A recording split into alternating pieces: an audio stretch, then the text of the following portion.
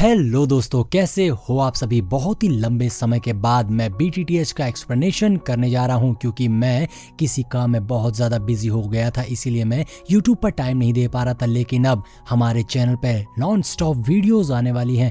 सो चलिए, मैं आप लोगों का ज़्यादा टाइम वेस्ट नहीं करूँगा और वीडियो को शुरू कर देता हूँ।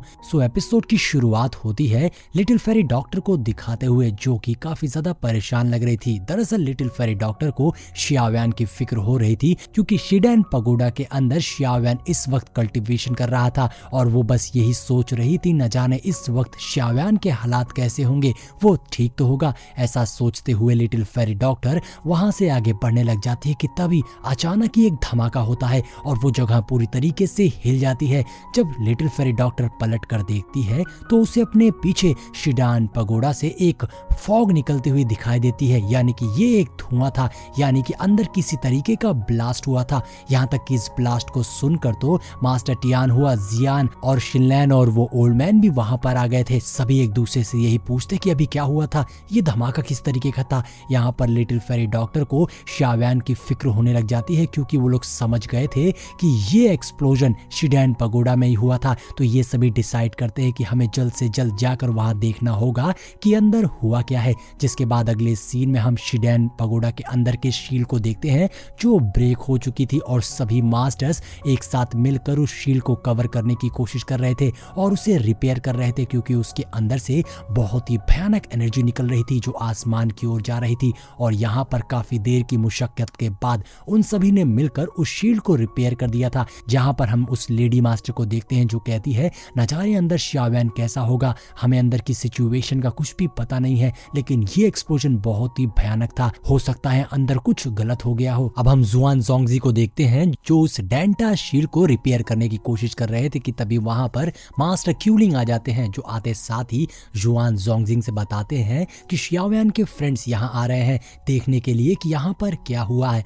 जिस पर जुआन जोंगजी थोड़े से परेशान दिखाई दे रहे थे और अब सीन चेंज होता है और हम उसी शिडेन पगोडा के अंदर का सीन देखते हैं जहाँ पर क्यूलिंग xiaoyan के सभी फ्रेंड्स को लेकर आ गए थे और वो जुआन जोंगजी से बताते हैं कि xiaoyan के फ्रेंड्स यहाँ पर आ गए हैं। आते साथ ही लिटिल फेरी डॉक्टर सबसे पहले पूछती है कि अभी अभी यहाँ पर एक एक्सप्लोजन हुआ था, आखिर वो क्या है, xiaoyan अंदर ठीक तो है। लेकिन यहाँ पर तो सभी मास्टर्स का चेहरा उतरा हुआ था जिसे देखकर साफ लग रहा था कि अंदर के हालात कुछ ठीक नहीं है। जिस पर मास्टर बताना शुरू कर देते हैं कि अंदर एक एक्सप्लोजन हुआ है जो कि बहुत ही ज्यादा वॉलेटाइल था, न जाने अंदर की सिचुएशन क्या होगी, अभी हम कुछ कर भी नहीं सकते हैं और हमें अंदर की सिचुएशन का भी कुछ पता नहीं लग रहा है। अब ये बात सुनकर तो लिटिल फेरी डॉक्टर घबरा जाती है और वो पूछती है xiaoyan अंदर ठीक तो होगा, कहीं उसे कुछ हुआ तो नहीं होगा। जिस पर वो सभी कहते हैं कि हम इसके बारे में भी कुछ नहीं बता सकते क्योंकि अंदर की सिचुएशन का पता लगाना नामुमकिन है। अब ये बात सुनकर लिटिल फेरी डॉक्टर पूरी तरीके से टूट जाती है।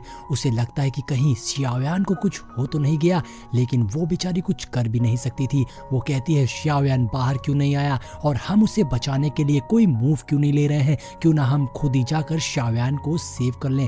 जिस पर मास्टर बताने लग जाते हैं कि हम ऐसा नहीं कर सकते हैं क्योंकि अंदर की एनर्जी बहुत ही ज्यादा वॉलेटाइल है और xiaoyan इस वक्त अपने कल्टीवेशन के स्टेज पर है, हम उसे डिस्टर्ब नहीं कर सकते हैं। अब ये बात सुनकर लिटिल फेरी डॉक्टर बहुत ज्यादा उदास हो गई थी, लेकिन वो इतनी आसानी से हार मानने वालों में से नहीं थी। वो कहती है अगर कोई नहीं जाएगा तो मैं खुद जाऊंगी xiaoyan को बचाने के लिए। ऐसा कहते हुए लिटिल फेरी डॉक्टर उस डेंटा स्पेस में जाना शुरू कर देती है जहां पर xiaoyan कल्टीवेट कर रहा था, लेकिन ऐसा करने से बाकी मास्टर्स उसे रोक देते हैं। जिस पर बाकी सभी मास्टर्स उसे ये कहते हुए रोक देते हैं कि आप अंदर नहीं जा सकती हैं, अगर आप अंदर गई तो इससे अंदर का सिचुएशन और ज्यादा खराब हो जाएगी क्योंकि अंदर की जो एनर्जी वो बहुत ज्यादा वॉलेटाइल है जिससे आपको भी नुकसान हो सकता। और अगर उस शील्ड को जबरदस्ती फोर्स करने की कोशिश की गई या उसे ब्रेक करने की कोशिश की गई तो इससे पूरी शिडेन सिटी मुसीबत में आ जाएगी। इसीलिए अच्छा यही होगा कि आप ऐसा कुछ भी ना करें। लेकिन यहाँ पर लिटिल फेरी डॉक्टर बहुत बुरी तरीके से भड़क गई थी, उसके अंदर से एक एनर्जी एक्सप्लोजन होने लग जाता है और वो कहती है अब मैं अपने आप को कंट्रोल नहीं कर सकती हूँ, अगर कोई मेरे रास्ते में आएगा तो मैं उसे जान से मार दूंगी। अब सभी समझ चुके थे कि लिटिल फेरी डॉक्टर को कंट्रोल नहीं किया जा सकता है, वो xiaoyan के पास तो जाकर ही रहेगी। लेकिन तभी जियान लिटिल फेरी डॉक्टर को शांत करते हुए कहती है आप प्लीज शांत हो जाइए क्योंकि अंदर सब ठीक है, मैंने अभी अभी सेंस किया है कि xiaoyan किसी डेंजर में नहीं है। वो एक गोल्डन लाइट को निकालते हुए कहती है है। देखिए शाओयान पे लगी हुई शील्ड अभी भी ठीक है, जिसका मतलब हुआ कि शाओयान अंदर बिल्कुल सेफ है, तो हमें उसका इंतजार करना चाहिए, वो बहुत ही जल्द बाहर आ जाएगा। अब ये देखकर लिटिल फेरी डॉक्टर कुछ शांत हो जाती है, जिसके बाद जुआन जोंगजी बताते हैं कि मैं खुद शाओयान को अंदर लेने जाऊंगा, बस एक बार उसकी कल्टीवेशन कंप्लीट हो जाए, मैं उसे वहां से निकाल कर लाऊंगा और शाओयान को कुछ भी नहीं होने दूंगा। अब यहाँ पर लिटिल फेरी डॉक्टर शांत तो हो गई थी, लेकिन जाते जाते वो सभी को धमकी देते हुए जाती है कि अगर शाओयान को अंदर कुछ भी हो गया तो ये आप सभी के लिए या पूरे सिटी के लिए ठीक नहीं होगा, मैं सब कुछ बर्बाद कर दूंगी, मुझे शाओयान बिल्कुल सही सलामत बाहर चाहिए। ऐसा कहते हुए लिटिल फेरी डॉक्टर अपने सभी साथियों के साथ में वहां से चली जाती है। अब सीन चेंज होता है और नेक्स्ट सीन में हम उसी डेंटा स्पेस का सीन देखते हैं, जहां पर शाओयान कल्टीवेशन कर रहा था और शाओयान एक शील्ड बॉल के अंदर कवर था, जिसके अंदर बैठ के वो खुद को सेफ रख पा रहा था और उसके आसपास वही 3000 बर्निंग फ्लेम ड्रैगन घूम रहा था, जो शाओयान के सामने आते हुए कहता है, देखता हूँ तुम मुझसे अपनी लाइफ को कब तक बचा सकते हो डरपोक लड़के, जो तुम इस शील्ड में कवर होकर बैठे हुए हो। ऐसा कहते हुए वो ड्रैगन एक भयानक सा एनर्जी अटैक कर देता है, जो सीधा जाकर शाओयान के उसी शील्ड से टकरा जाता है। और अब उस अटैक को रोकने में शाओयान को काफी प्रॉब्लम हो रही थी। शाओयान ने अपनी पूरी एनर्जी लगा रखी थी कि किसी तरह वो शील्ड को टूटने से बचा ले, क्योंकि शाओयान जानता था अगर एक बार वो शील्ड टूट गई तो शाओयान नहीं बच पाएगा। लेकिन हम देखते हैं कि शाओयान किसी तरह उस एनर्जी अटैक को डिस्ट्रॉय कर देता है, जो देखकर वो 3000 फ्लेम बर्निंग ड्रैगन और ज्यादा भड़क गया था और इस बार वो एक और एनर्जी बीम अटैक कर देता है। और इस बार का अटैक तो पिछली बार से भी ज्यादा खतरनाक था। इस अटैक से शाओयान की शील्ड पर बहुत ज्यादा प्रेशर पड़ रहा था। शाओयान जब इस अटैक को रोकने की कोशिश करता है तो उसके मुंह से ब्लड निकलने लग जाता है, क्योंकि ये फोर्स बहुत ही ज्यादा था। अब शाओयान सोच रहा था ऐसे में ज्यादा देर तक तो इसे नहीं रोक पाऊंगा, मुझे कुछ ना कुछ तो करना ही होगा। वहीं हम उसी 3000 बर्निंग फ्लेम ड्रैगन को देखते हैं, जो शाओयान से कहता है, मैं भी देखता हूं तुम कब तक इस अंडे के अंदर अपने आप को बचा कर रख सकते हो, कभी ना कभी तो बाहर आओगे और मारे जाओगे। ऐसा कहते हुए वो ड्रैगन अपनी एनर्जी को बढ़ाए जा रहा था और यहाँ पर हम शाओयान को देखते हैं, जो बहुत ही ज्यादा प्रॉब्लम में था कि तभी शाओयान के हथेली पे लगी हुई ड्रैगन सील चमकने लग जाती है और उसके अंदर से एक एनर्जी निकलती है, जिससे हम देखते हैं कि शाओयान के आसपास में बनी हुई शील्ड अब एक गोल्डन शील्ड से कवर हो गई थी और उसके कवर होते ही उस ड्रैगन का अटैक भी डिस्ट्रॉय हो जाता है, जिसे देखकर शाओयान समझ गया था ये उसी ड्रैगन सील का कमाल है। ये देखकर वो 3000 बर्निंग फ्लेम ड्रैगन और ज्यादा भड़क गया था और वो एक बार फिर से एक भयानक एनर्जी अटैक कर देता है शाओयान के इस नई गोल्डन शील्ड को ब्रेक करने के लिए, जिसके अंदर से बहुत सारी एनर्जी निकल रही थी जो शाओयान की शील्ड पर पड़ रही थी, जिससे शाओयान रोकने की कोशिश कर रहा था। लेकिन यहाँ पर हम देखते हैं कि उस ड्रैगन की एनर्जी से शाओयान को और ज्यादा पावर मिल रही थी। शाओयान उन सभी एनर्जी को ट्रांसफॉर्म करते हुए अपनी बॉडी में एब्सॉर्ब करना शुरू कर देता है, जिससे अब शाओयान की स्ट्रेंथ वापस से रीगेन होने लग गई थी। वो 3000 बर्निंग फ्लेम ड्रैगन लगातार अटैक किए जा रहा था, लेकिन यहाँ शाओयान को इससे फायदा हो रहा था और देखते ही देखते शाओयान सारी एनर्जी को एब्सॉर्ब कर लेता है, जिसके बाद अचानक से ही उस ड्रैगन के अंदर से वो एनर्जी निकलना बंद हो गई थी, क्योंकि उसकी एनर्जी पूरी तरीके से खत्म हो जाती है। जिसके बाद वो शाओयान से कहता है, लड़के अगर तुम में हिम्मत है तो बाहर आओ और मुझसे फाइट करो, जिसमें हम देखते हैं कि शाओयान अब शील्ड से बाहर आ गया था।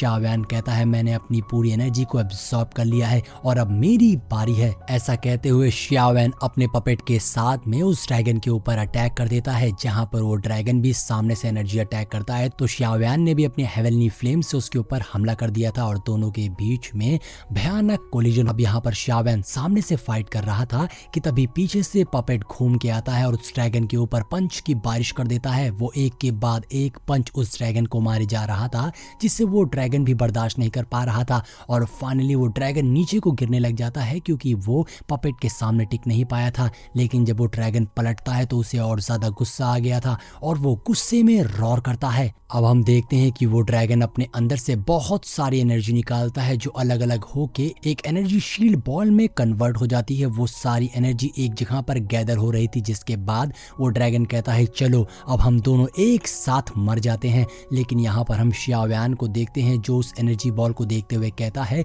तुम में अभी वो एबिलिटी नहीं है जो तुम ये सेंटेंस बोल पाओ, तुम मुझे अपने साथ नहीं मार सकते हो। ऐसा कहते हुए शाओयान ने भी अपनी पावर्स को इकट्ठा करना शुरू कर दिया था और अपनी गोल्डन एनर्जी को गैदर कर लेता है। वहीं दूसरी ओर हम देखते हैं उस ड्रैगन की एनर्जी एक बड़ी सी बॉल में कन्वर्ट हो गई थी, जिसमें बहुत सारी एनर्जी एब्सॉर्ब हो जाती है, जिसके बाद वो एनर्जी बॉल बहुत ही तेजी से शाओयान की ओर आने लग गई थी। तो शाओयान भी बिना डरे अपनी गोल्डन फ्लेम का इस्तेमाल करते हुए तेजी से उसी एनर्जी बॉल की ओर भागता है उस पर अटैक करने के लिए। यहाँ पर शाओयान के अंदर बिल्कुल भी डर नहीं था कि तभी हम दूसरी ओर उसी एनर्जी बॉल को देखते हैं जो कि अचानक से ब्रेक हो जाती है और उसके अंदर से बहुत सारे मल्टीपल ड्रैगन्स बाहर निकल जाते हैं, जिनके आसपास भी बहुत ज्यादा अमाउंट में एनर्जी घूम रही थी और वो सारी शाओयान की ओर तेजी से आ रही थी और शाओयान भी इस साइड से पूरी पावर से उनकी ओर जा रहा था। और फाइनली शाओयान अपने पावरफुल पंच के साथ में उन ड्रैगन्स के साथ में कोलाइड कर जाता है, जिससे वहां पर एक धमाका हो गया था।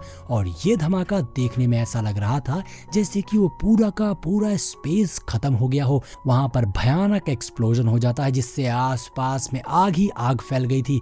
जिसके बाद हम शाओयान को देखते हैं जो दूर खड़ा ये सब देख रहा था, क्योंकि शाओयान ने अपनी एनर्जी से उस पूरे स्पेस को ही तबाह कर दिया था। और हम देखते हैं कि फाइनली शाओयान ने उस 3000 बर्निंग फ्लेम को एक शील्ड बॉल में कैप्चर कर लिया था। जिसके बाद अगले सीन में हम देखते हैं शाओयान उस ड्रैगन से कह रहा था, तुम परेशान मत हो, मुझे फॉलो करने से तुम्हारी रैंकिंग कम नहीं हो जाएगी, तुम हमेशा ही टॉप पर रहोगे और मैं तुम्हारी मदद करूंगा, तुम्हें ड्रैगन आइलैंड ले जाऊंगा जहां पर तुम अपने प्रीवियस मास्टर को ढूंढ सकते हो। शाओयान कहता है, मैं तुम्हारी सभी विश को पूरा करूंगा। जिसके बाद शाओयान अपने बाकी फ्लेम के साथ में उस फ्लेम को कंबाइन करना शुरू कर देता है और ये सीन यहीं पर चेंज हो जाता है। अब अगले सीन में हम लिटिल फेरी डॉक्टर जियान को देखते हैं, जो कि अभी भी शाओयान को लेके काफी ज्यादा परेशान थे, क्योंकि उनको शाओयान के बारे में कोई भी न्यूज नहीं मिली थी। वो बस यही सोच रहे थे काश शाओयान बिल्कुल ठीक हो। जिसके बाद दूसरी ओर हम मास्टर जुआंग जोंगजी को देखते हैं, वो भी यही सोच रहे थे कि शाओयान इस वक्त किस हालात में होगा, क्योंकि शाओयान के ऊपर बहुत कुछ डिपेंड कर रहा है। और अब हम अंदर का सीन देखते हैं, जहां पर शाओयान एक फॉर्मेशन के इर्द गिर्द बैठकर कल्टीवेशन कर रहा था। शाओयान के आसपास में एक गोल्डन एनर्जी निकल रही थी जो सीधा आसमान की ओर जा रही थी। शाओयान लगातार अपनी कल्टीवेशन को कंटिन्यू रखता है कि तभी उसके आसपास की एनर्जी चेंज होने लग जाती है और वो एक रेड एनर्जी में बदल गई थी। अब हम देखते हैं कि शाओयान के आसपास में एक रेड ऑरा फैल गया था, जिसके बाद वहां कई तरीके के एक्सप्लोजन होते हैं। वो एनर्जी उस पूरी स्पेस में फैल जाती है और शाओयान के ऊपर वही 3000 बर्निंग फ्लेम ड्रैगन बनकर आ गया था। जिसके बाद हम देखते हैं वो ड्रैगन भी बहुत सारी एनर्जी एक्सर्ट करने लग जाता है। वो जगह पूरी तरीके से उसी एनर्जी से भर गई थी और अब शाओयान की आंखें खुलती है तो शाओयान उस पावर को देखते हुए कहता है, सैन कियान ये युन हुआंग ड्रैगन 9th रैंक पे होने के लायक है। हम देखते हैं कि उस ड्रैगन के अंदर से जो एनर्जी निकली थी उससे आसपास की सारी चट्टानें टूट के लावा में बदल गई थी। वो एनर्जी बहुत ही ज्यादा डार्क थी। जिसके बाद अब शाओयान उसी ड्रैगन के साथ अपनी एनर्जी को कंबाइन करने लग जाता है और देखते ही देखते ये प्रोसेस बढ़ता जा रहा था। वो ड्रैगन को शाओयान कंट्रोल कर पा रहा था और वो बहुत भयानक रेड ऑरा निकाल रहा था। जिसके बाद फाइनली शाओयान अपने ब्रेक थ्रू को कंप्लीट करने वाला था और शाओयान के अंदर से बहुत सारी एनर्जी एक्सर्ट होती है और वो ड्रैगन शाओयान के इर्द गिर्द घूमने लग जाता है। जिसके बाद अब शाओयान ने ब्रेक थ्रू कर लिया था 9 स्टार डाओजोंग पर और अब हम देखते हैं शाओयान के पास में बहुत सारी डिफरेंट फ्लेम आ गई थी। जिसके बाद अब शाओयान का पपेट भी शाओयान के पास आ जाता है। जिसके बाद हम देखते हैं कि शाओयान वहां के आसपास की एनर्जी को गैदर करके एक छोटी सी पिल में कन्वर्ट कर लेता। अब अगले सीन में हम सिटी का सीन देखते हैं, जहां अचानक से ही मौसम बदलने लगा था। चारों तरफ घना अंधेरा छा जाता है और आसमान में जोरदार बिजली कड़कने लग जाती है। अचानक से ही इस बदले हुए मौसम को देखकर सिटी के लोग बहुत ज्यादा घबरा जाते हैं और डर कर भागने लग जाते हैं। हम देखते हैं आसमान से थंडर हो रही थी, जिससे चारों तरफ काफी ज्यादा तबाही होने लगी थी। वहीं हम मास्टर जुआन जोंगजी को देखते हैं, जो अपने साथियों के साथ मिलकर पूरी ताकत लगा रहे थे उस स्टार टेरिटरी को ब्रेक होने से रोकने के लिए। वो कैसे भी करके इस स्टार टेरिटरी को स्टेबल रखने की कोशिश कर रहे थे। मास्टर जुआन जोंगजी मास्टर क्यूलिन से भी कहते हैं, हमें बिल्कुल भी इस स्टार टेरिटरी को होली डेंसिटी को डिस्ट्रॉय करने से रोकना होगा।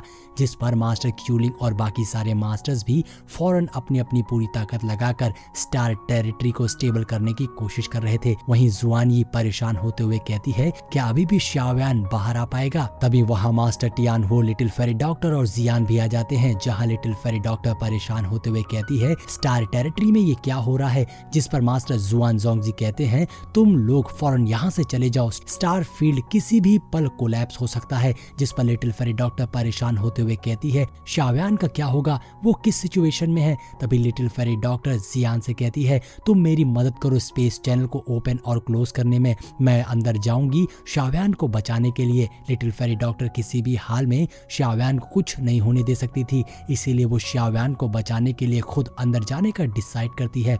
जिस पर जियान रेडी हो जाती है और अपनी पावर से स्पेस चैनल को ओपन करने लग जाती है। वहीं मास्टर लिटिल फेरी डॉक्टर को देखकर कहते हैं अगर तुम अंदर जाओगी तो वहां मारी जाओगी, इसीलिए वापस आ जाओ। जिस पर जियान कहती है तुम अपनी काली जुबान बंद रखो। साथ ही वो लिटिल फेरी डॉक्टर से कहती है सिस्टर मैं भी आपके साथ अंदर चलूंगी शाओयान को बचाने के लिए। वहीं मास्टर टियान हुओ भी कहते हैं ये तो काफी इंटरेस्टिंग है, इसीलिए मेरा भी अंदर जाना जरूरी है। यानी वो तीनों ही शाओयान को बचाने के लिए पोर्टल के अंदर जाने वाले थे। तभी हम देखते हैं कि दो मास्टर्स जो उस स्टार टेरिटरी को स्टेबल करने की कोशिश कर रहे थे उन्हें जोरदार झटका लगता है और वो पीछे जाकर गिरते हैं। तो मास्टर जुआन जोंगजी उन्हें कहते हैं जल्दी उन्हें उठाओ और दोबारा कोशिश करो। जिस पर वो मास्टर्स फौरन उठकर दोबारा से अपनी पावर से स्टार टेरिटरी को स्टेबल करने लग जाते हैं, लेकिन स्टार टेरिटरी काफी ज्यादा अनस्टेबल हो रही थी। तभी उस पोर्टल में क्रैक्स आने लगे थे और एक जोरदार एक्सप्लोजन होता है। उस पोर्टल में से काफी स्ट्रॉन्ग एनर्जी स्प्रेड होती है, जो देखकर सभी हैरान हो गए थे और परेशान हो गए थे। वहीं लिटिल फेरी डॉक्टर तो शाओयान के लिए घबरा गई थी और तभी उस पोर्टल में से 3000 बर्निंग फ्लेम बाहर निकल के आ जाता है, जो कि बहुत ही ज्यादा भयानक लग रहा था। 3000 बर्निंग फ्लेम काफी ज्यादा स्ट्रॉन्ग रॉर करता है, जिसे देखकर तो सभी पैनिक कर जाते हैं। और अब दोस्तों आगे क्या होगा ये तो आपको नेक्स्ट पार्ट में ही पता चलेगा, क्योंकि ये पार्ट तो यहीं पर एंड हो जाता है। अगर दोस्तों आपको इस सीरीज का नॉवेल एक्सप्लेनेशन भी देखना है तो कमेंट करके बता दीजिएगा। मिलते हैं नेक्स्ट वीडियो में।